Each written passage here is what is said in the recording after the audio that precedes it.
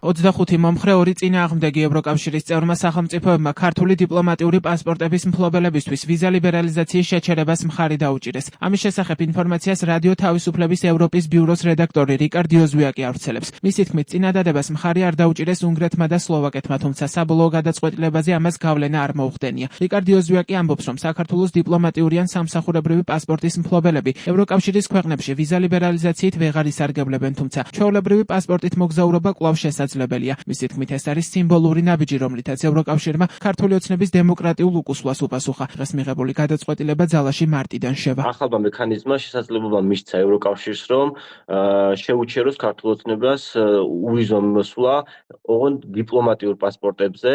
ჩვენ როგორც ვიცით, ქართული ოცნების ლიდერშიპი ფლობს დიპლომატიურ პასპორტებს და ამ პასპორტებით მათ აღარ შეეძლებათ ის პრივილეგია გამოიყენონ და ასე შევიდნენ შენგენის ზონაში, თუმცა ცხადია მათ შეეძლებათ ჩვეულებრივი პასპორტებით კვლავაც ისარგებლონ უვიზო პრივილეგიით, თუმცა ეს არის პირველი ეტაპი, სანამ მეორე ეტაპზე გადავა ევროკავშირი და მეორე ეტაპი გულისხმობს უვიზო მოსვლის შეჩერებას უკვე კონკრეტულად ინდივიდუალურად იმ ადამიანებზე, ვინც უშუალოდ არის ჩართული ადამიანის უფლებების სისტემურ დარღვევაში, ძალადობაში და ასე შემდეგ.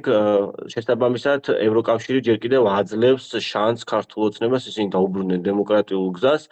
წინააღმდეგ შემთხვევაში მათ ინდივიდუალურად შეეზღუდებათ უკვე უვიზო მიმოსვლა და თუ ეს არ მოხდა, შემდგომ საბოლოო სანქცია და ვერდიქტი არის ის, რომ ქვეყანა დაკარგავს უვიზო მიმოსვლას. მადლობა ღმერთს, რომ საქართველოს, ქართულ ხალხს, ჩვენ სახელმწიფოებრობას და სუვერენიტეტს ყავს ჯერ კიდევ მეგობრები, ჩვენ მეგობრებს ჩვენზე ხელი არ ჩაუქნევიათ და ისინი ქართული ხალხის მხარდამხარ იბრძვიან იმისთვის, რომ საქართველო როგორც სახელმწიფო გადარჩეს.